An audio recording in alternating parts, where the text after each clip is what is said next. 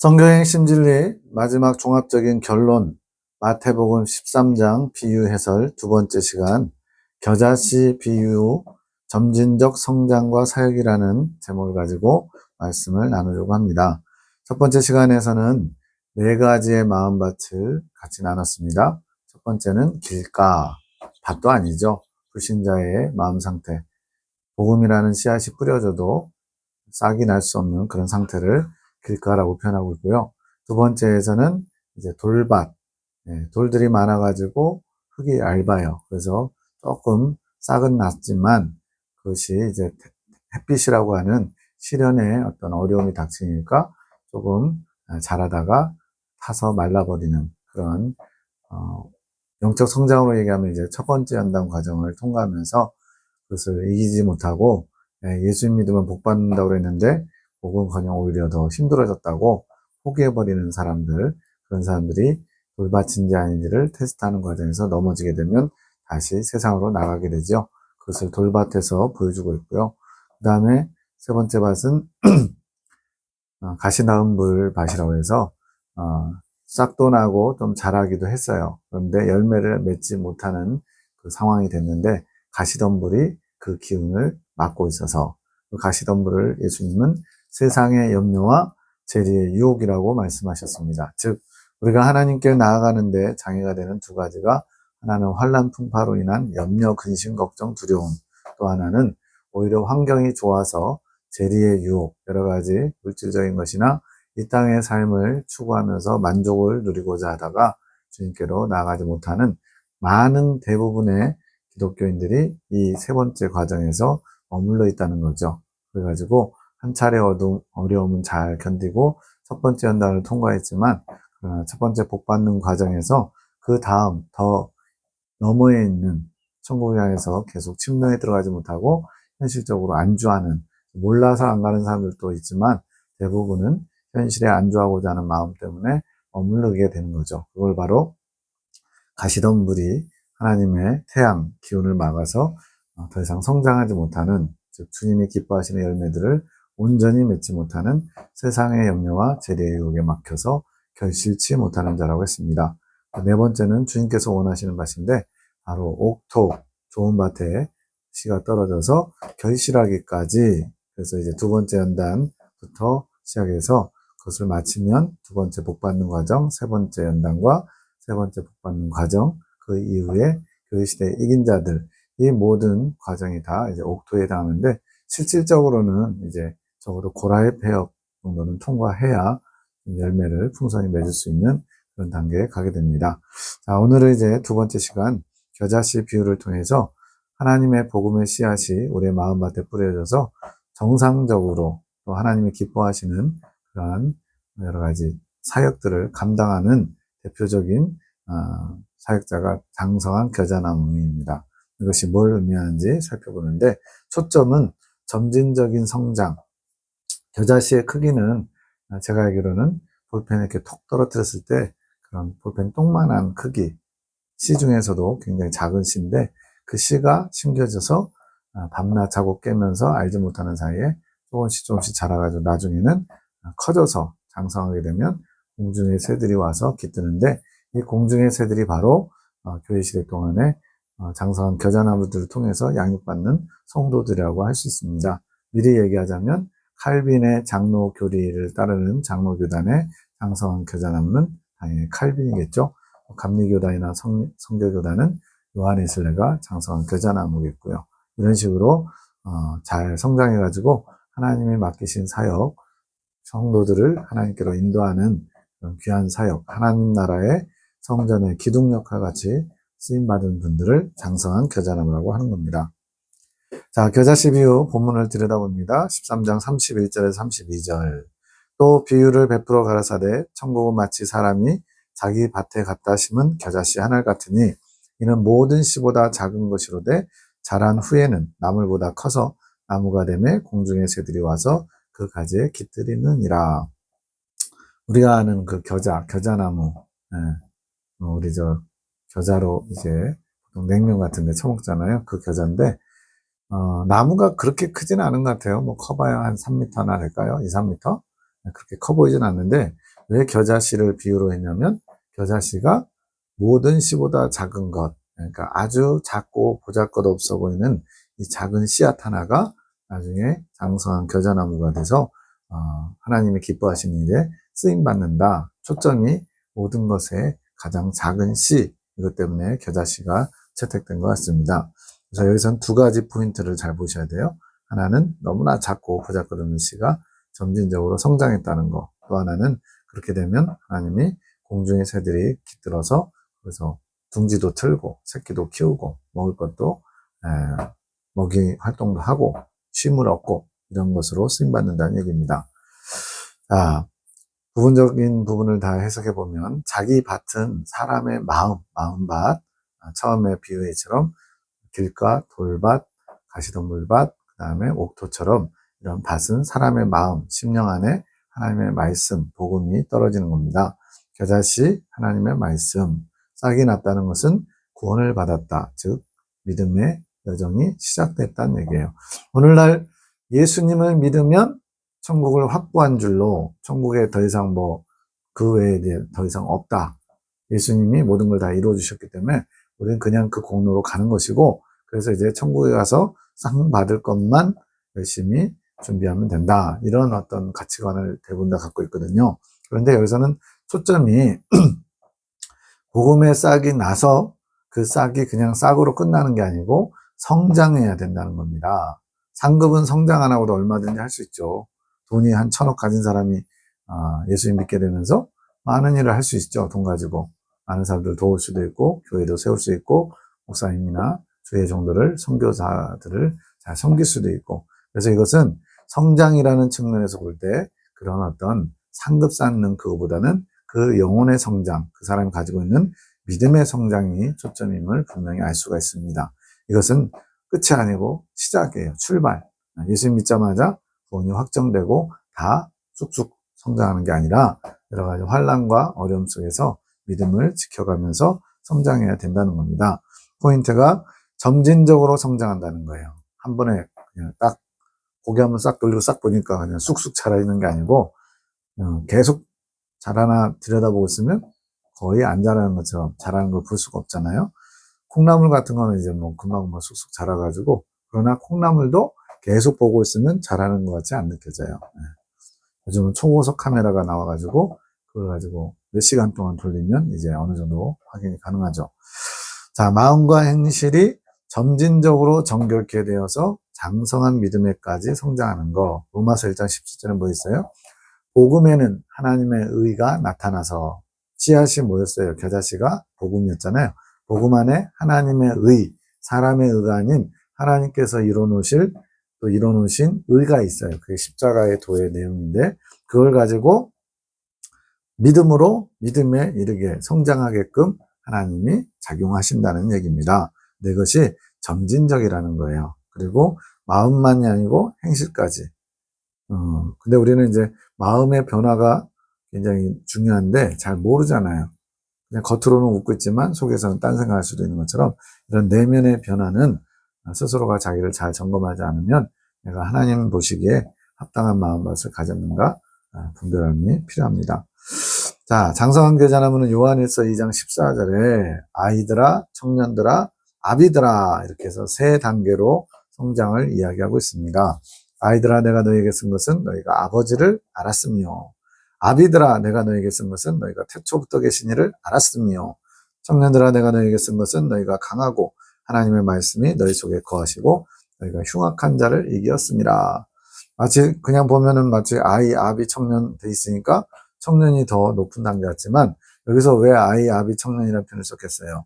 육체의 성장을 가지고 영적 성장을 설명하고 있기 때문에 순서도 지금 일부러 그랬을까요? 어쨌든 간에 성경이 약간씩 이렇게 싹 감춰놓거나 꽈놓거나 이런 것들이 좀 있어요. 그런 부분들을 잘 보지 못하면 잘못 해석할 수도 있습니다. 여기서는 지금 아이, 청년, 아비, 육체적 성장으로 얘기하니까 아비 단계가 가장 마지막이고요. 또 아이와 아비는 다 하나님 아버지를 안다라고 표현했는데 깊이가 다르죠?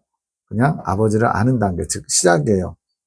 애기가 처음에 눈 떠가지고 엄마, 아빠 이제 말할 때 이제 조금씩 이제 엄마 아빠를 인식하잖아요. 그런 돌 전후로 해서 엄마 아빠를 인식하는 것과 나중에 40, 50 자기도 자식을 낳아봤더니 부모의 심정을 이제는 좀 이해하겠더라 이런 얘기하는 것처럼 그 근본적인 것을 알게 되는 거예요. 그걸 태초부터 계시니.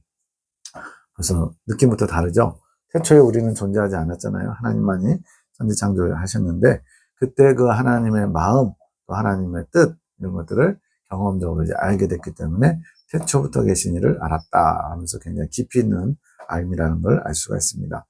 이들이 이렇게 성장해 가지고는 공중의 새들이 깃들도록 공중의 새들에게 쉼터, 보금자리, 삶의 터전을 마련한 것처럼 영적인 성장을 다른 사람들도 이룰 수 있도록 도와주는 역할.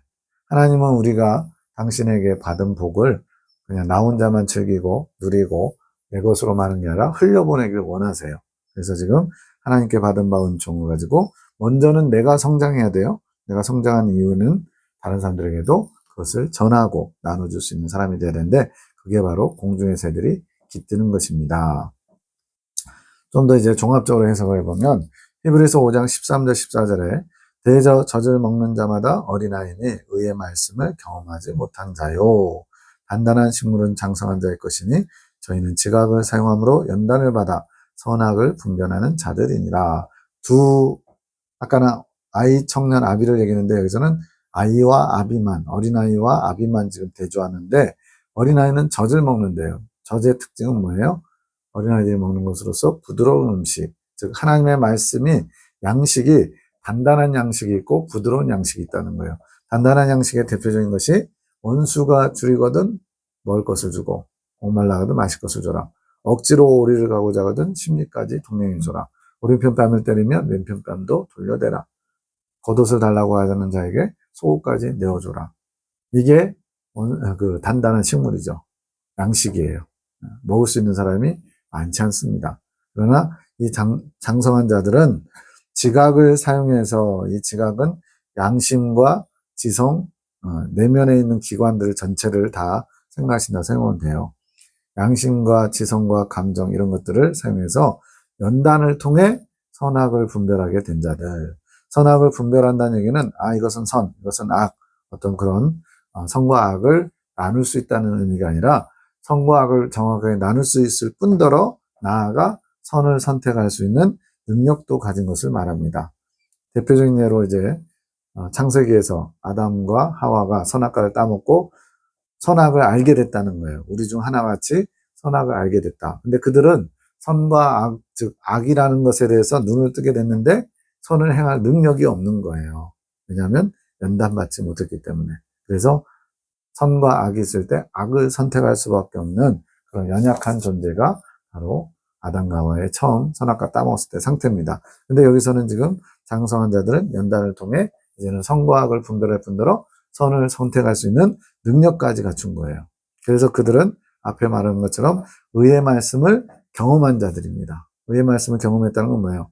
하나님이 원수를 위해서 기도해주면, 핍박하는 자를 위해서 기도해주면 하나님께서 그 머리에 핀 숯을 얹어놓는다 그랬어요.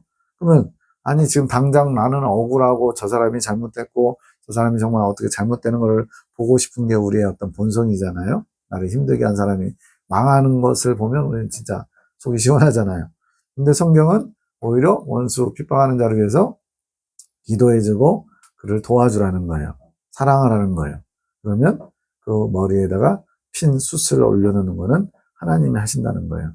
근데 이것이 경험 안 되면 실천할 수가 없는 겁니다. 그런데 이제 단단한 식물을 먹을 수 있을 정도 성장하게 되면 그 말씀을 있는 그대로 실천하는 거예요. 그렇게 되면 진짜로 하나님께서 나의 억울함을, 원통함을 풀어주시기도 하고 또는 그 원통함을 풀어주는 게 그 원수가 망하는 게 아니라 그 원수가 개가천선해서 하나님의 사람으로 바로 세워지는 것으로 하나님이 갚으실 수도 있죠. 그거 가지고 왜 원수 갚아주신다고 했는데 왜 안 갚아주시냐고 그렇게 따지면 안 돼요. 하나님이 기뻐하시는 대로 악인도 개과천선해서 선하게 바뀌는 것이 좋은 거죠. 어쨌든 여기서는 단단한 식물을 먹을 수 있는 사람이 있고 먹지 못하고 부드러운 젖과 같은 것을 먹어야 되는 사람이 있다는 겁니다.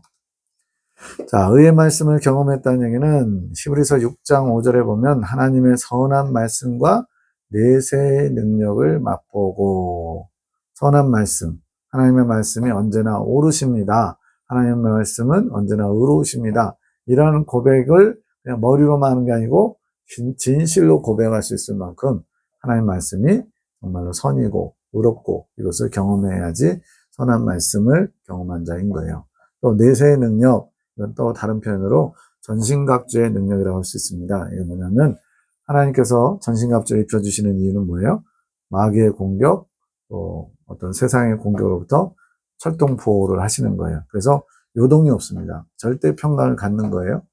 바로 옆에서 벼락이 떨어져도 하나님을 믿는 믿음 때문에 하나님의 뜻이면 살 것이고, 하나님께서 죽이시는 게 뜻하시면 말 그대로 대환란 때 여기저기 도망 다녀도 결국은 죽게 되겠죠. 그래서 우리는 아무것도 안 한다는 얘기가 아니에요. 하나님에 대한 철석 같은 믿음을 가지고 유동치 않는 성령의 권능, 또 평강, 하늘로부터 내려오는 신령한 담대함, 이런 것들을 갖추는 것이 내세의 능력을 맛보는 겁니다. 이런 분들은 얼마나 이 세상에 감당치 못하는 사람이겠어요. 그래서 11장 마지막에 이런 사람들은 세상이 감당치 못한다라고 되어 있어요. 이거는 막무가내여서 전 무슨 목사님처럼 정말 무대포로 막 화염병 던져서가 아니라 하나님의 말씀으로 완전히 무장하고 경험했기 때문에 요동치 않는 그 어떤 것에도 신앙적으로 연약해지지 않는 모습을 보여주는 거예요. 히브리서 5장 13절에도 의의 말씀을 경험한 자라고 표현했고요. 이런 분들이 장성한 자입니다. 이런 분들이 어떻게 예수님 믿자마자 다 장성한 자가 되겠어요? 근데 많은 사람들이 예수님 믿자마자 거룩해진다. 나는 거룩하지 않지만 하나님이 거룩하다고 해주시니까 그냥 거룩한 줄 알아.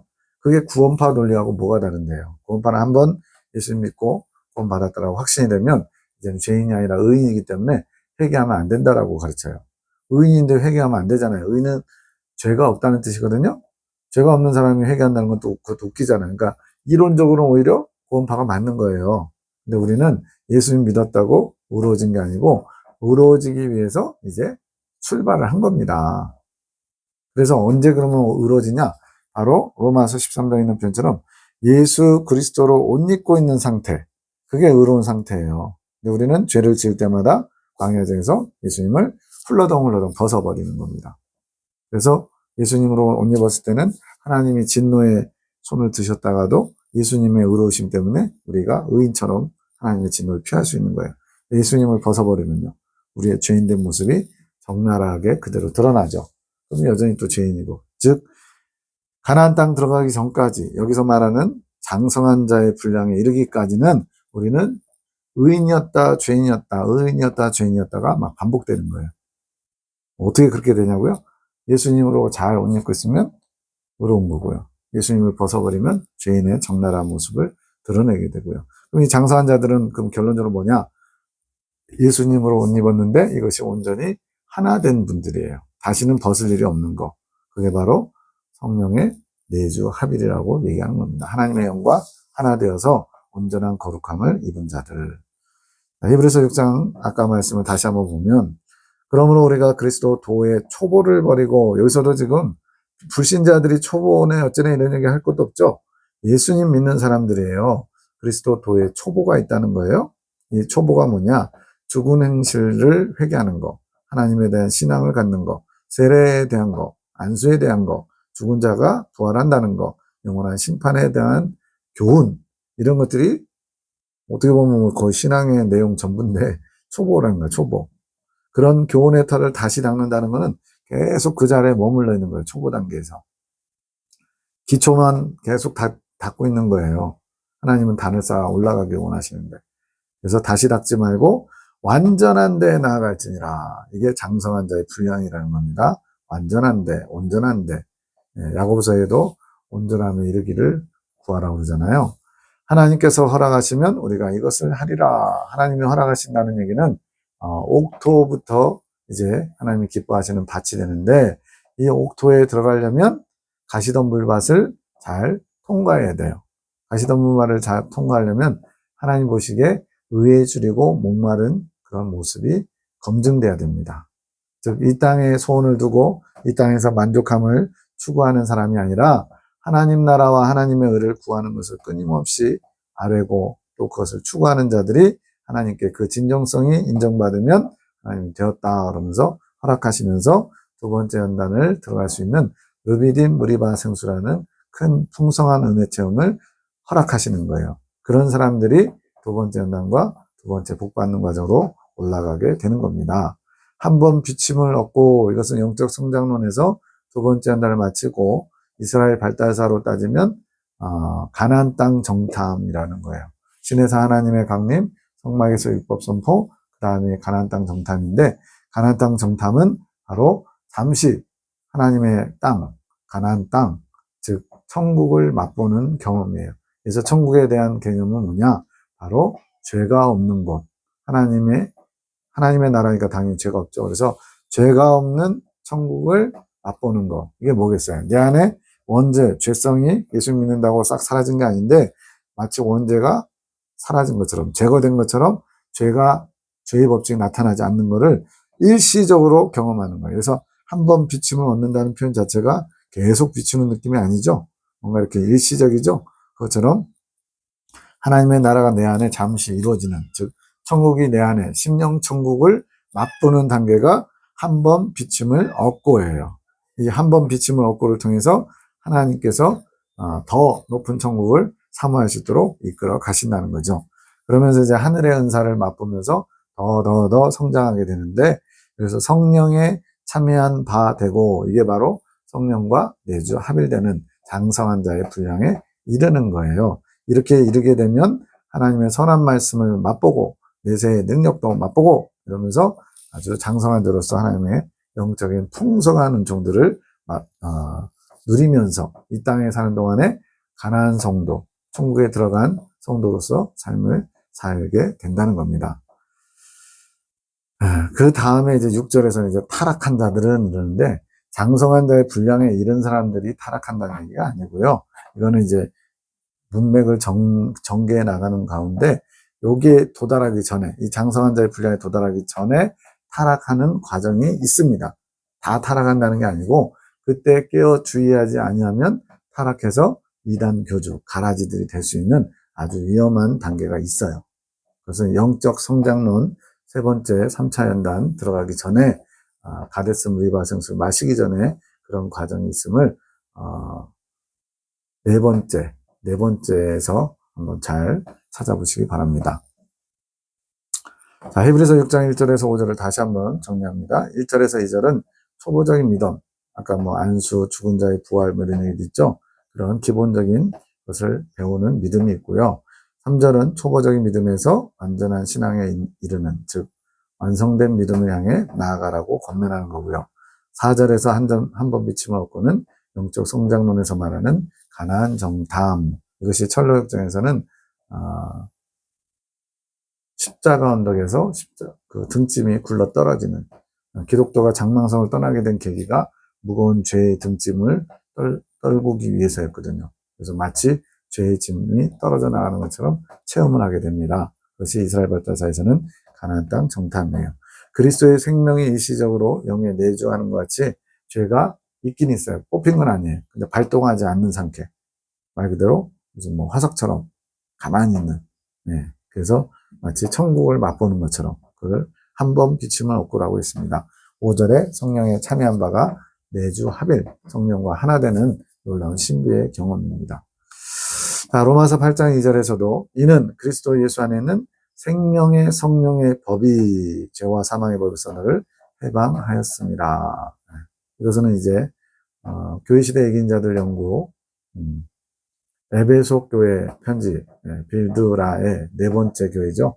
그 에베소 교회 보내는 편지에 생명과를 먹은 성도가 바로 교회시대 이긴자들이라는 걸 설명하는데, 그 생명과를 먹는 체험에 대해서 다시 한번 보시면 이 내용을 이해하실 수 있습니다. 이건 뭐냐? 우리 안에 원죄가 뿌리박혀 있어서 죄의 법칙, 기회만 주어지면 원죄가 발동해서 7종 죄성, 교만성, 태만성, 음란성, 아지성, 질투성, 포악성, 거짓성이 발동해서 우리로 죄짓게 만드는데, 이 7종 죄성이 제거되고 그 자리를 생명의 성령의 법이 차지해서 이제는 기회만 주어지면 생명의 능력, 성령의 능력이 나오는 그런 엄청난, 말 그대로 원수를, 자기를 핍박하는 원수를 위해서 진심으로 사랑할 수 있는 그런 단계의 능력이 나오는 거예요. 내세의 능력을 맛보고, 이것은 하나님의 생명이 합일됐으니까 이 안에서 생명의 능력이 나오는 겁니다. 성령의 능력이라고도 할 수 있고 생명의 능력이라고도 할 수 있고, 이것은 성경에 나와 있는 그 단단한 식물과 같은 말씀을 실천할 수 있는 능력이에요. 그러니까 그런 원수 사랑을 할 수 있는 것도 그 사람이 잘나서가 아니고 그 안에 계신 성령의 권능으로 그것이 가능케 된다는 것을 우리가 잊지 말아야 됩니다. 자, 두 번째로 연단을 받아 선악을 바르게 분별하는 자가 누구냐? 단단한 식물은 장성한 자의 것이니 저희는 지각을 사용함으로 연단을 받아 선악을 분별한다. 광야 연단 과정을 완전히 통과해야만 이제는 선과 악을 정확하게 구별하고요. 또한 그냥 구분하는 것에서 그치는 것이 아니고 선을 행할 능력이 생기는 겁니다. 한번 제가 여러분에게 제시해 볼까요? 만약 거짓말 한마디에 1억이 생긴다면 여러분 어떻게 하시겠습니까?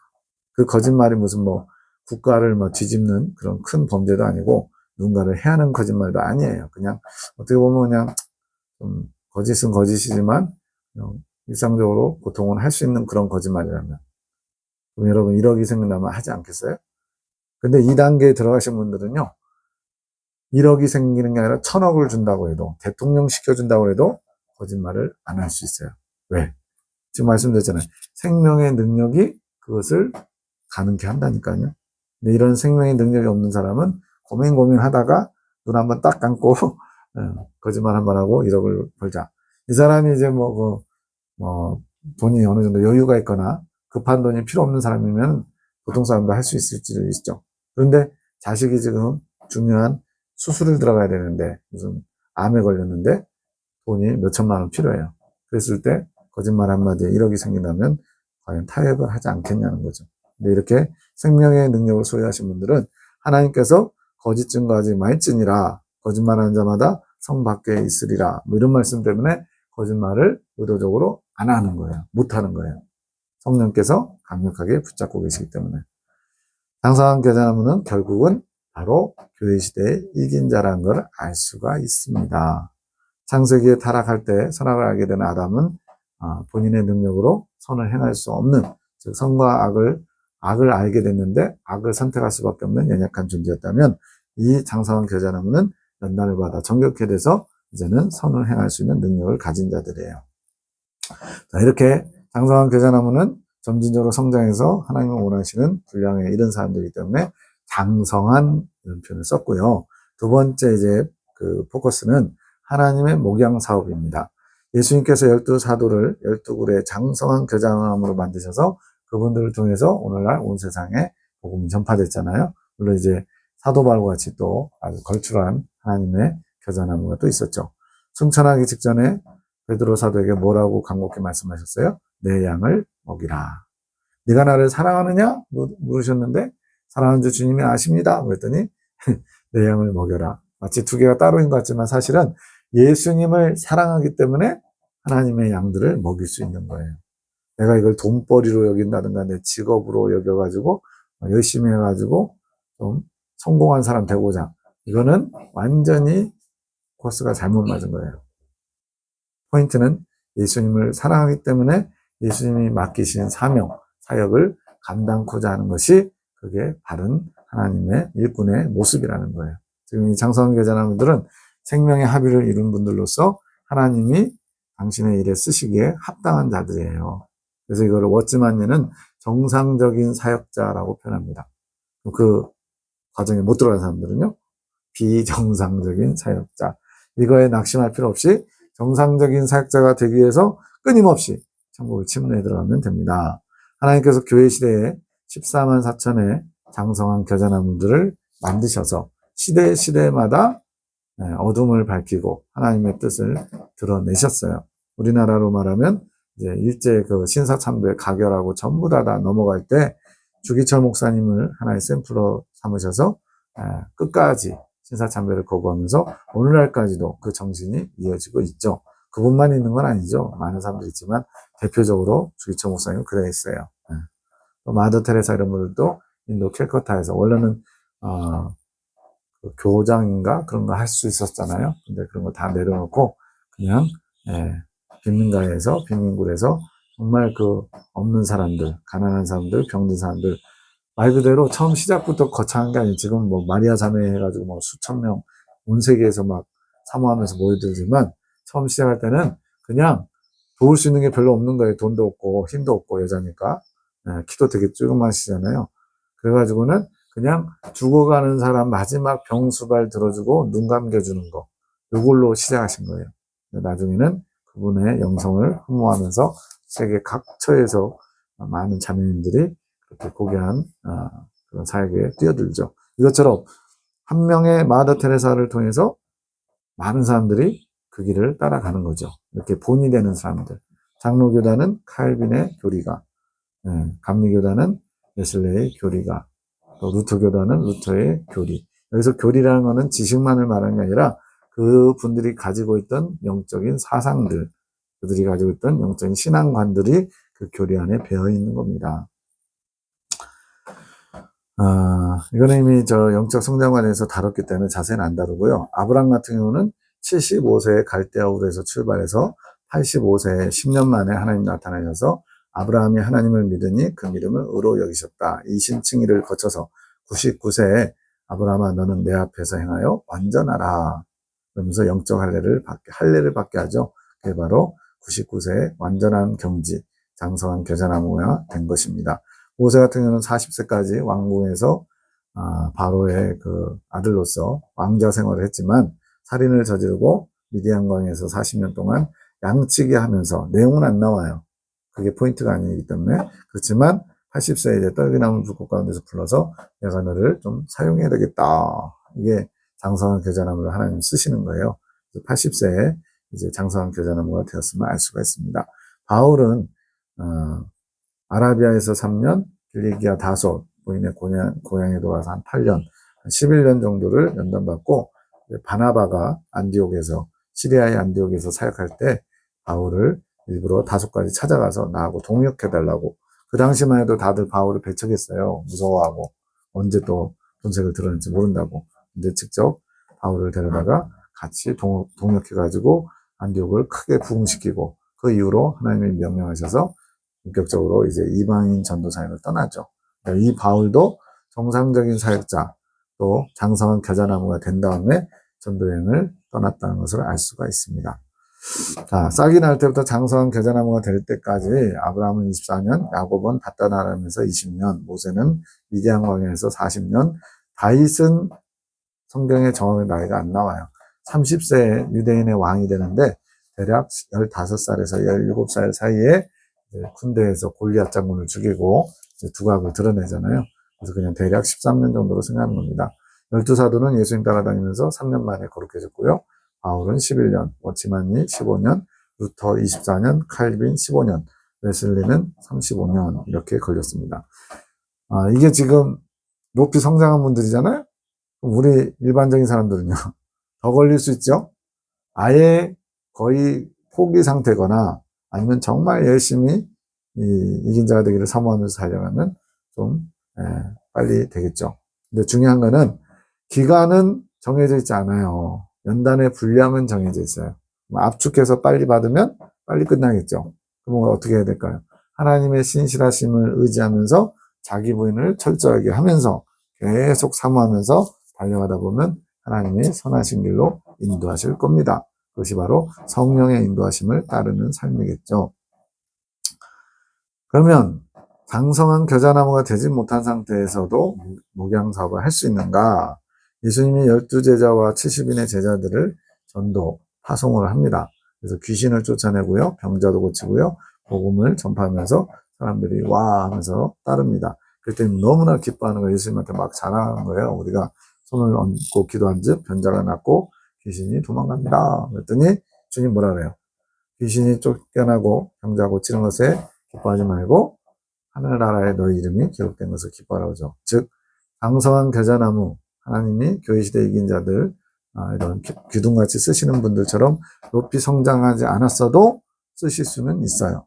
그러나 자기의 어떤 욕심을 조금씩 채리기도 하고요. 좀 부족함이나 좀 허물을 드러내면서 사역을 하게 돼요. 그렇게 하나님의 나라는 이루어집니다. 그러나 정말 주님이 기뻐하시는 사역은 바로 장성한 겨자나무를 통해서 하나님 나라의 기둥과 같이 쓰신 분들이 바로 이 장성한 겨자나무들입니다. 이분들에 대해서 이렇게 점진적으로 성장하다가 공중의 새들을 깃드는 이 과정까지 성장하는 것이 바로 삼층천 성도고 어린 양의 신부들이고 교회 시대의 이긴 자들이고 이 땅에서 생명의 합의를 맛보신 분들이고 이렇게 정리할 수 있습니다. 감사합니다.